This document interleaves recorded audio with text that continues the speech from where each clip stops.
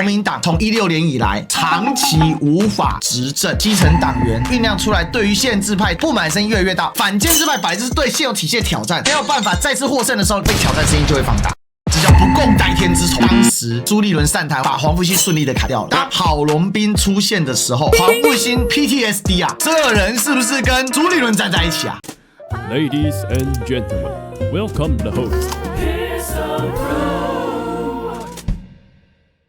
国民党候选人支持度，目前郑丽文是以 49.1% 领先所有的人，郝龙斌 21.3% 第二名，罗智强是 21% 第三名，张亚中 3%， 卓博远 0.6%， 蔡中 0.1%， 还没决定的只剩下 5%。本以为是双强鼎立啊，郑丽文跟郝龙斌对决 PK 啊，结果现在一摊开，怎么是郑丽文一家领先？原本被认为相对可能落居第三名的罗智强爬上来，跟郝龙斌现在竟然持平了，而张亚中呢，从上一次第二名拿到40几%的票，崩跌到剩下3%，差距非常的大。联合国秘书长已经超脱3届之外，所以不管是 0.6 还是60还是600，其实与他都无差。所以这是一场很快速决定。这事情很多人会质疑，就说那这个民调准吗？还是这是第一个问题？这个民调要怎么算？我告诉大家，这个民调是依据国民党员的名册来讨论的啊，所以在这个里面它有精准的部分。当然你就说有巨大的部分，因为我们没有看到它是巨大，我们看一下它这个民调它怎么执行。调查范围涉及在年满16岁的国民党党员，所以呢，这是国民党党员的内部民调，也就是根据党员名册的民调。这个民调不是随便做，这一点要重点哦。这个虽然是以手机简讯的方式的封闭性民调，有效回收样本呢在2282份，它的抽样误差范围只有正负 2.05%。调查时间呢是10月9号到10月13号，也就是其实这已经在国民党主要的辩论会说明会结束了之后啊，那样本代表性加权采用比例估计法，母群体呢依据111年国民党主席各地人数统计啊，反复进行连续性修正，以使样本特征与母群体结构达到一致。这个做法简单来讲啊，因为国民党员65岁以上的占2/3吧，所以抽样出来，如果回复的人不是65岁的，他就会把比例估计做出来，然后透过连续性修正之后，让他的一个采样群体最终得出来的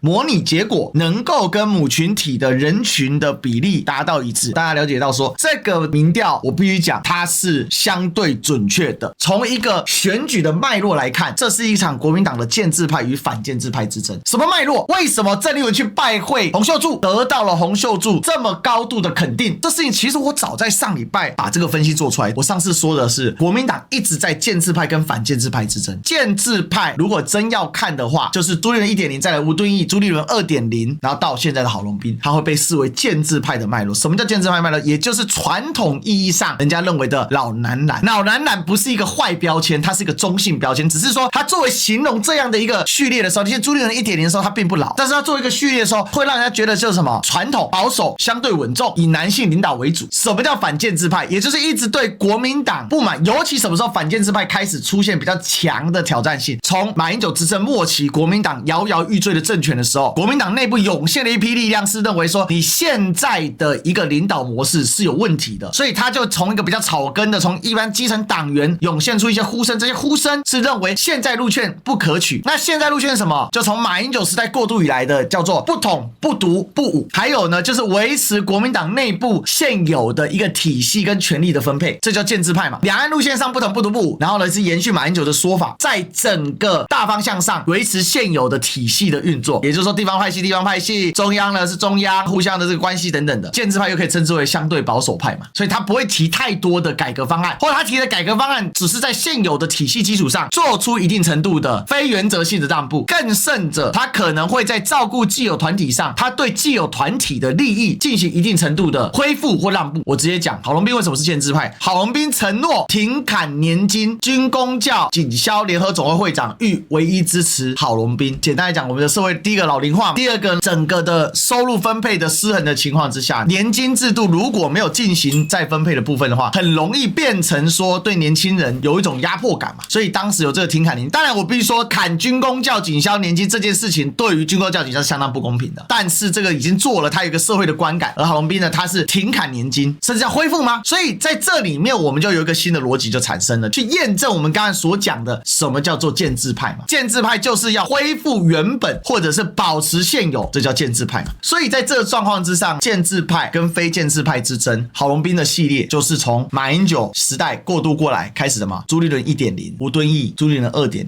就现在会被人家这样认为，不是没有因素没有原因的，它是有背景的。那什么是所谓的反建制派？就对现有体系不满，包括洪秀柱、上一次选举的张亚中，再到这一次选举的郑丽文。那你会发现这里面基层党员所酝酿出来对于现有建制派现有的体系不满声越来越大。为什么？因为国民党从16年以来长期无法执政，自然而然大家检讨你的路线嘛。反建制派本来就是对现有体系的挑战，你现有体系没有办法再次获胜的时候，你的被挑战声音就会放大。那反建制派有没有它的风险跟危险？那肯定是有，所以就会涌现一些介于建制派跟改革派之间的人物。他打的旗号是改革派，但他本身跟建制派之间有比较大的渊源跟关系。那这样的一个人选是谁呢？比如说上一次的江启臣，还有这一次的罗智强，他们就比较像有类似的一个情况。他们属于体系内人物，但是他又不是这么体系的核心。江启臣是来自台中的地方派系红派嘛，本人呢比较年轻，带有一些学者的色彩，所以他的逻辑就会比较倾向所谓的改革的部分。当时还组了一个改革委员会啊，这改革委员会里面有一个重要的成员叫做于北辰将军，结果后来跟黄复兴冲突啊，当时江启臣就是要改黄复兴嘛，结果发生冲突之后呢，于北辰因为支持江启臣被视为黄复兴的叛徒，结果被黄复兴给干掉，从此于北辰将军一去不复返，走上了70+70+70这个北辰数学的传说之路啊，全部都是红灯，解放军呢就无法动弹，或是烫死你传说。那另外呢，就是这次罗智强，他是马英九系统出来的，但是他本身的故事很励志，他又带有改革的理想，所以他就卡在中间。你从建制派看他是改革派，从反建制派看他又属于建制派。所以讲到这里大家就会看到说，事实上这一次的党主席的选举带有很强烈整个体系震动的色彩，这个背后有一个更大的国际政治、地缘政治的表述。但是这里有一个细节大家知道，张亚中上一次他有第二多选票的支持度，但为什么这一次剩下的 3%？ 上次支持他就是黄复兴。那黄复兴为什么这么支持他？因为黄复兴当时很担心朱立伦上台会砍他们，这很有趣啊。黄复兴本来是国民党最强建制派啊，但是呢遇到朱立伦，朱立伦反而想砍他们。朱立伦 2.0 把黄复兴之后顺利的砍掉了，砍掉之后呢，相当于把黄复兴从建制派打入到反建制派的里面。所以这也是为什么原本跟着朱立伦一起打黄复兴的纪凌莲上将，当时是黄复兴党部的主委，本来呢在黄复兴里面很多人对纪上将当时跟着朱立伦来砍掉黄复兴这件事是很不谅解的。但是当纪上将呢跳出来支持郑丽文，号召黄复兴的时候，大家反而呢又反过头来支持郑丽文，所以大量的黄复兴党员就移动到了郑丽文身上。这个集中的过程它其实是有一些背景的，原本大家也在疑虑会不会出现反效果，你纪上将出来号召，可是随着选举越来越激烈，当建制派的继承者跳出来的时候，原本如果只有罗智强跟郑丽文选的话，要出现一个很有趣的现象，到底黄复兴要支持谁，他可能会有一些摇摆。这罗智强也有很强的这个军系的背景，郑丽文他有黄复兴的要人的这支持。说实在，什么东西把黄复兴逼得集结到了郑丽文身上，一部分就是建制派的传承者郝龙斌出现。当郝龙斌出现的时候，黄复兴 PTSD 啊，这人是不是跟朱立伦站在一起啊？那如果是的时候，哇，这叫不共戴天之仇，哇，你把我们黄复兴给砍了，整个党部全部斩掉。所以黄复兴呢就要选人集结。从郑丽文跟罗智强来说，看起来郑丽文更加的能够吸引到黄复兴，再加上纪凌莲呢的串联，所以呢张亚中的支持度就崩盘。最后啊，国民党需不需要大规模改革呢？非常需要 98.3， 需要 26.5， 不需要 1.4， 完全不需要 0.3。国民党几乎全部的人都认为要大规模改革，只是谁来改革。作为一个背景来说，答案其实很明确了。如果你没有办法带有充分的改革色彩，你在这场里面你的选票巩固就更加仰赖其他手段。投票有的时候是投一个信念跟相信，但通常意义来说，信念是最好鼓动投票的。这个信念可以是仇恨的，可以是喜好的，它可以是有中心思想的，它也可以是结构主义造成的，不管，反正你相信什么投什么嘛。为什么郝龙斌在这一场选举里面陷入了一定程度的苦战？因为国民党几乎全部的人都认为需要改革，在全部人需要改革的时候，你没有打出了一个高强度的改革旗帜，反而是要去比如说恢复年改等等的这个做法的时候，那你不就是让人家觉得说，那你今天你到底是在干什么？那你选举到最后就只能靠人情、靠网络、靠利益交换，就变成靠这些东西嘛。但当你靠这些东西的时候，你拉票自然而然就越来越困难。